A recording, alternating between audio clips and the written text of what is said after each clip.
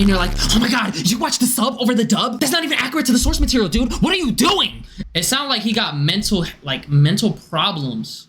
This anime created a murderer in Japan. Let's go. On October 22, 2018, the first episode of a sports anime called Tsurune airs on television. People from all over Japan become quick fans of this show. It is about a young man who loses his passion for archery. Episode 5 airs on television, and there's a particular scene that plays for about 2 minutes and 25 seconds that you can easily find on YouTube. The scene features 2 of the characters that go into a grocery store buying discounted meat. In the grand scale of the story, this scene doesn't really particularly play a big part in it and can be easily forgotten by most casual users. However, if you do manage to find this on YouTube, the first comment that you'll probably see is that this tends to be the darkest scene in anime. Ooh. And they were right. Little would anyone what's the correlation? have known while watching this episode that 8 months later after its release, this simple 2-minute and 25-second innocent scene would have been the catalyst for the anime industry's darkest moment in its entire history and in Japan's modern history.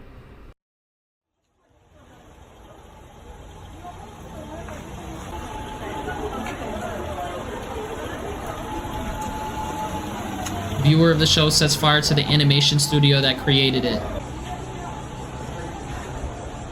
Oh, whoa. Yeah, the perpetrator yells, "Die" to all the staff, while pouring gasoline on them and lighting them on fire? What the hell? Kyoto Animation becomes target to the worst mass murder in Japanese modern history. Oh, I feel bad.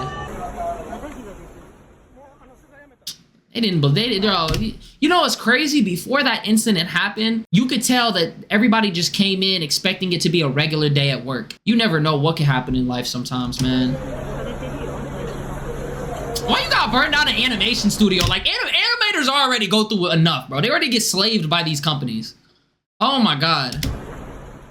And the work culture in Japan sucks. And today I wanted to discuss something about an event that I'm sure many of us remember from 2019, when a very famous animation studio, Kyoto Animation, which is responsible for many anime films and anime series that we all know and love, was unfortunately victims at the hands of a man named Shinji Aoba, who was an arsonist that went into— hell nah. He got a dad bod too. Was unfortunately victims at the hands of a man named Shinji. He looked like somebody that would crash out. He's wearing a fanny pack too. That tells you everything that you need to know. Shinji Aoba, who was an arsonist that went into the studio, poured gasoline, and took the lives of over 36 of its staff members, making this one of, if not the worst mass murder in not only the anime industry, but in Japan's modern history. Now, yeah, like, crime don't really be going on in Japan like that. You could leave a bike out there and nobody would steal it. Like, it's hella safe out there. The fact that something like that would happen is like kind of crazy. Again, this happened in 2019, and many of you may be wondering, why am I making a video about it so many years later?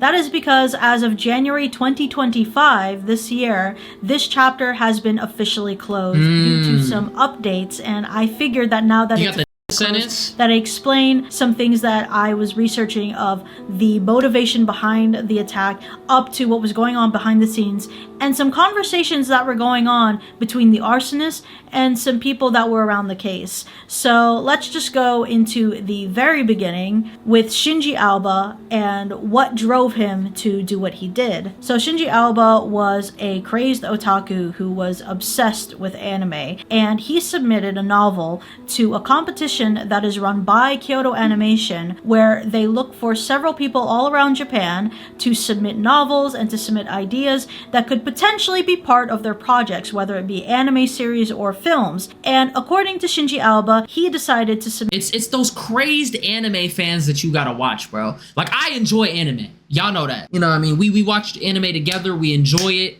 But, bro, it's those people that make anime their whole personality, and you're like, oh my god, you watch the sub over the dub? That's not even accurate to the source material, dude. What are you doing? And, like, they get mad about shit that you shouldn't even be mad about as an anime fan. Those are the people that you need to watch because they're weird. They take shit a little too serious, a little too far, bro. They don't know about Toonami. Yo, Toonami is like, that's some unk shit right there. I can't even fake it. All right, let's keep going.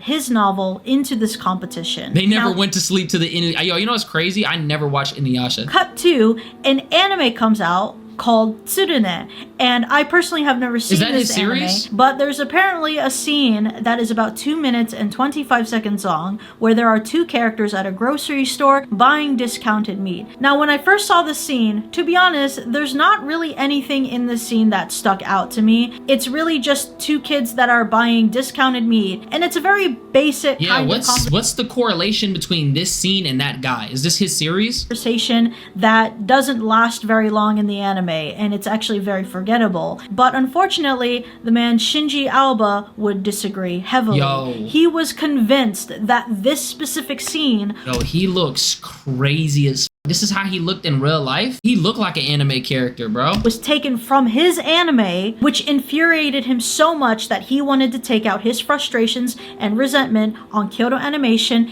and everyone in it. Now, this next part will go into the graphic detail of what happens. Alba buys 40 liters of gasoline from a gas station a few days before the attack. He rents a car to transport the gasoline in 2 large containers. He bought lighters and kitchen knives, which were possibly used for self-defense or further attacks. Now, around 10:30 a.m., on July 18th, 2019, Alba arrived at Kyoto Animation Studio 1. He forced his way through the front entrance where many employees were working. How? Upon entering, he shouted the word, "Die," and started pouring gasoline around the lobby. Alba ignited. How did they even let him get that off? As soon as you see somebody being like, "Die!" and they just dump in the gasoline, like, that's when you charge them, bro. Gasoline using a lighter.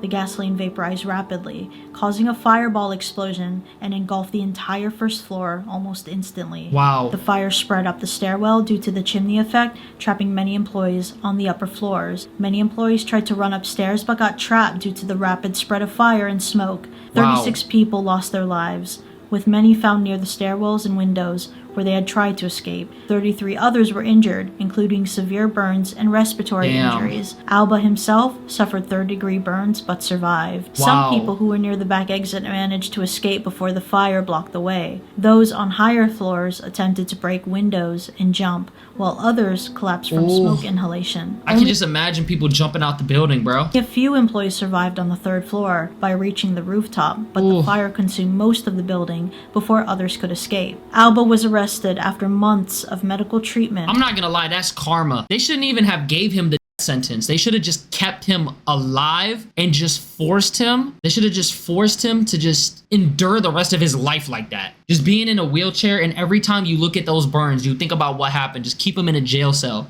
And later sentenced to death in January 2024. Kyoto Animation lost decades of talented animators, including industry veterans and young rising stars. The studio later rebuilt and continued producing anime, honoring those who lost their lives. Now, during the investigation, one of the most interesting things that happened through this was that Kyoto Animation was looking through their submissions for the competition, and turned out that Shinji Alba never actually submitted his novel into the competition, leading a lot of the people from Kyoto Animation wondering, how did he make this claim that we took his idea if his idea was never submitted in the first place, which led to detectives kind of determining that he was just stuck in his own delusions and somehow convinced himself that Kyoto Animation stole his idea anyway and thought that this was worth taking people's lives over. Also, in 2020, Kyoto Animation made a statement regarding the writing contest. We would like to express our sincere gratitude for your continued support of our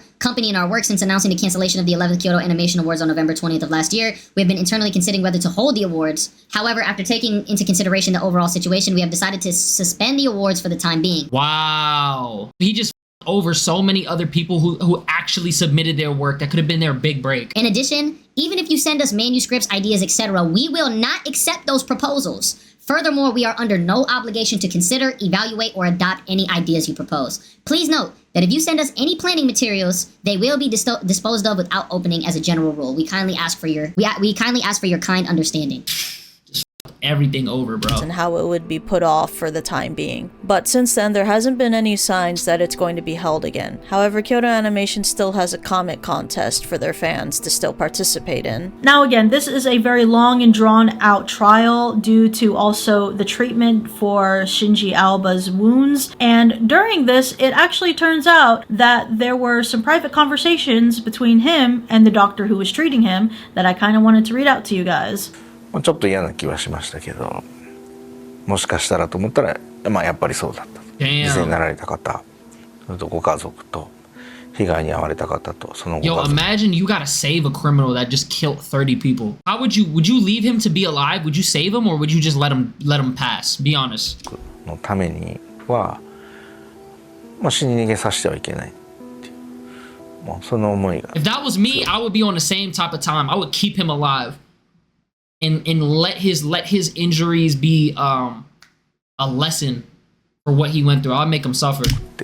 もう絶対容疑者を死なしちゃいけないっていう、もうそれだけです。Alba underwent multiple skin graft surgeries and under treatment for around 4 months. Dr. Ueda visited him every few months for treatments. Unlike in the hospital, however, Ueda was unable to have even simple conversations with Alba in the detention center, where officers accompanied him. As the trial was set to begin, Dr. Ueda told Alba something he had really wanted to say.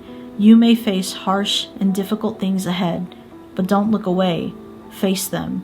Alba didn't give a clear response. The trial then begins in September. While treating the patient, Dr. Ueda could not directly ask him about the incident, but he now understands why Alba said during the treatment, quote, "I'm not worthy of living. Have you ever been betrayed?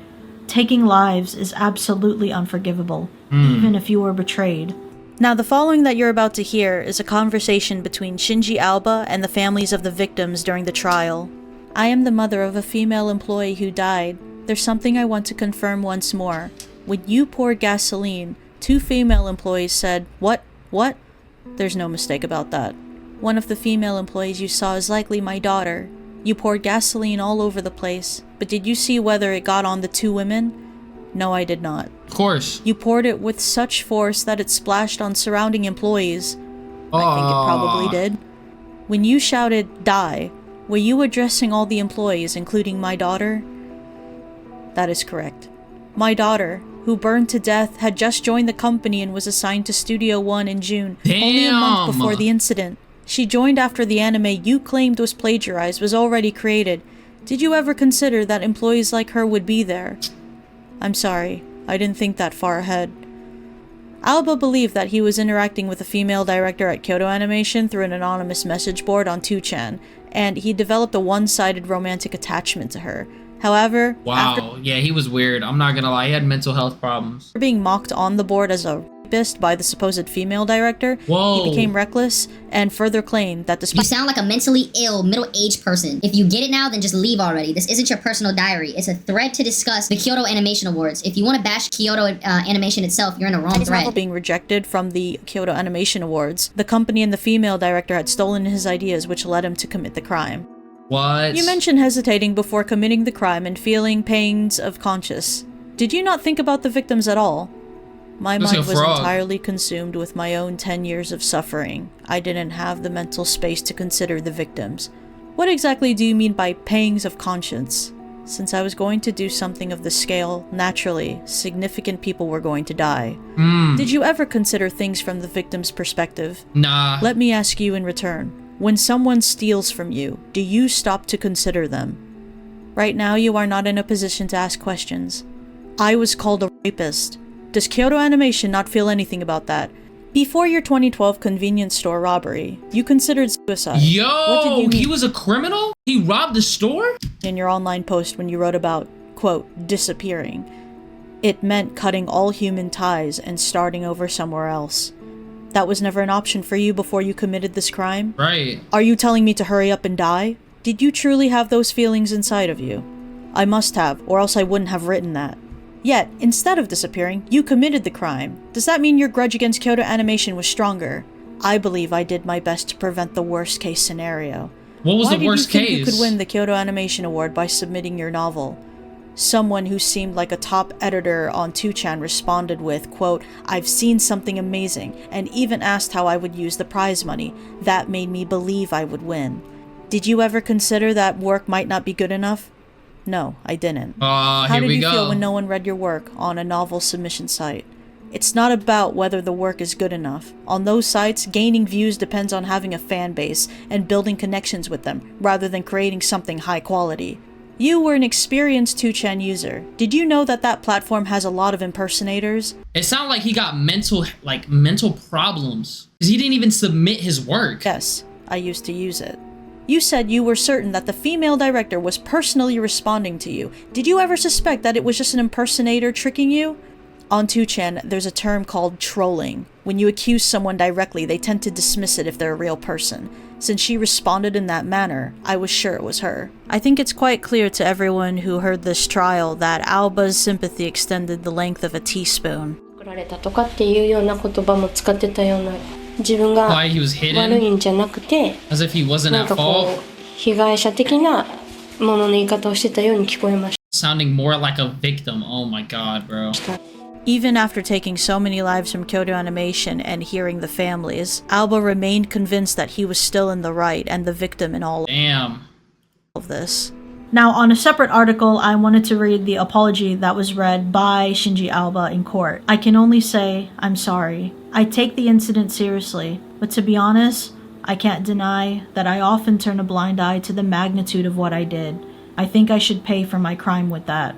Now, at this point, it's 2023, and reading that apology, it doesn't sound like that Shinji Alba at this point was really accepting what he did fully. It didn't really seem like he was grasping the magnitude of what he did. I think a lot of that probably is thanks to the doctor pushing him. It might have been very possible that Shinji Alba would have not given any sort of apology at all. Before setting the animation studio on fire, Alba had apparently hesitated, wondering whether he should proceed with the attack. Ueda imagines Alba must have reached to that fateful day while bottling up his worries. Now, the following is the last thing that the doctor says with Shinji Alba. "What if I had told you not to commit the crime?"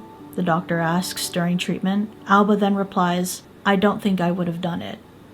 京都アニメーション放火 Wait, run that back? What if I had told you not to commit the crime?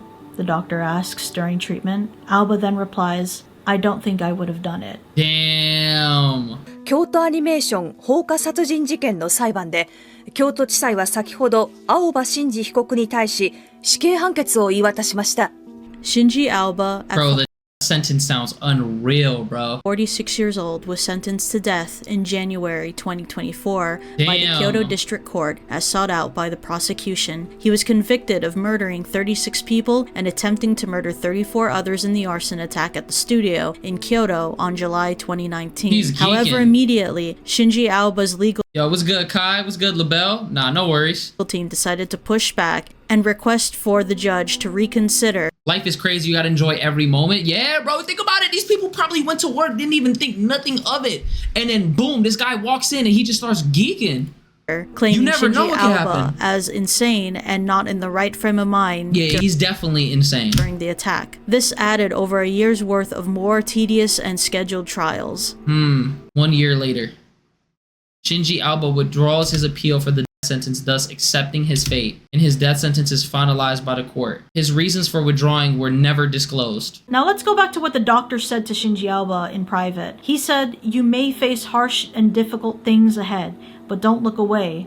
Face them." Would you say that the doctor's words might have gotten to Shinji Alba? That maybe he's taking some sort of responsibility by accepting the death penalty and getting what he deserves? If this doctor really could have affected Shinji Alba to accept the death penalty, who's to say that maybe in a different time or a different life with the right person, somebody else could have convinced Shinji Alba to not do what he did and commit this heinous crime? I'm really glad that justice actually was served here. And as for the victims' families, I really do hope that they have found some peace in this world through all of this. And I also praise Kyoto Animation that they've managed to come back from all of this and stand up on their own 2 feet, still giving us some really great anime. But thank you guys so much for watching. If you want to check out some more content like this, I have made a few videos about true crime and other dark parts about Japan, if you guys want to check that out on my channel. Dang, this was a really good, well-researched video. I'm about to subscribe to her. She's tough. I like her videos.